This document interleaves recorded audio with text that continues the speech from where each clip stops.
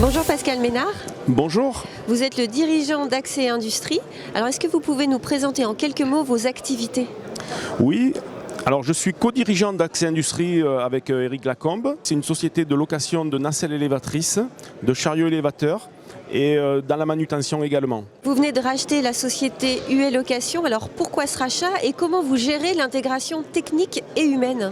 Pour nous, c'est une société avec qui on a été concurrent pendant des années, pendant plus de 25 ans.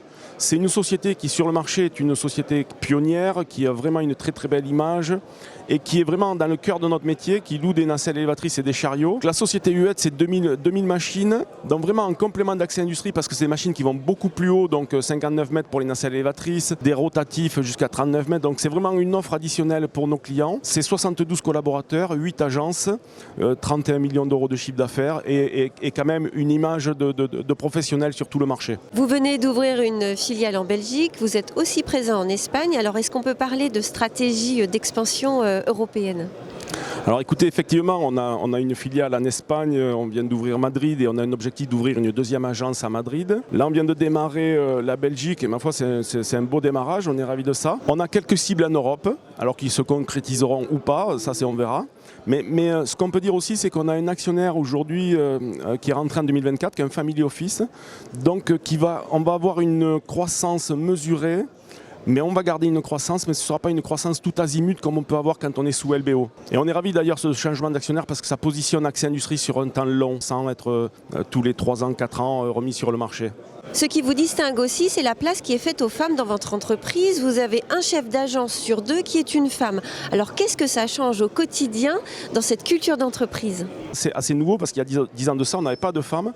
Et dans nos agences où on a besoin d'un management de proximité, où on a besoin d'entourer un petit peu nos techniciens, nos chauffeurs et de donner un projet, les femmes vraiment vendent un projet comme elles le font, quoi. Et ce n'est pas un calcul en fait, on ne cherche pas à avoir des femmes chefs d'agence, c'est qu'elles gagnent vraiment ce poste. Et elles amènent dans l'entreprise une saine émulation. Aujourd'hui, la plus grosse agence de France, c'est une femme qui la dirige. Voilà, et donc on a les gars derrière qui font le maximum parce qu'il y a un petit combat comme ça qui est plutôt sympa. Et voilà, ça fait Accès et on trouve ça quand même très réjouissant en fin de compte. C'est un bon équilibre en tout cas? Oui, un très bon équilibre, très bon équilibre. Et alors quel regard vous portez sur le marché de la location aujourd'hui en France? Déjà le métier de la location c'est un bon métier parce que c'est un métier qui tous les jours change, tous les jours il va se passer des choses. Mais c'est un métier où on se donne beaucoup, il y a beaucoup d'engagement et il faut arriver à rémunérer tout ce service qu'on apporte à nos clients.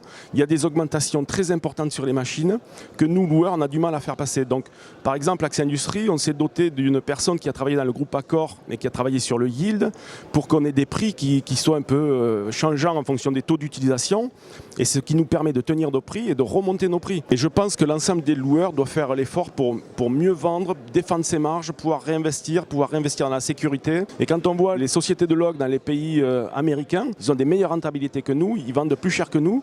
Voilà, et nous, il faut qu'on fasse vraiment l'effort pour rémunérer comme il se doit tout ce qu'on met dans la partie, quoi, et tous les services qu'on apporte à nos clients. Pascal Ménard, le secteur de la construction est en repli au niveau national. Alors, est-ce qu'il y a des secteurs d'activité qui prennent le relais? Alors effectivement, le marché est un peu en recul, notamment sur les pavillons, sur les bureaux, mais il y a quand même des marchés qui tractent quand même. Je pense au photovoltaïque par exemple, je pense aux data centers, on fait de plus en plus de data centers. Ce dont on ne parle pas, c'est la réindustrialisation aussi de la France avec des méga factories, je pense à Dunkerque, je pense au Nord. En France, il se passe quand même des choses. C'est vrai qu'il y a des points négatifs dans l'immobilier, mais quand même c'est compensé. Et on aime bien en France parler de ce qui ne va pas, mais il y a des choses qui vont bien. Voilà, et Accès Industrie, on surfe quand même sur le photovoltaïque, sur les ombrières qui sont obligatoires, sur quand même des sujets qui nous tiennent à des taux d'utilisation assez élevés. Donc on peut rester optimiste en tout cas en vous écoutant, c'est chouette. Merci Pascal Ménard. Merci beaucoup Marion, c'était un plaisir.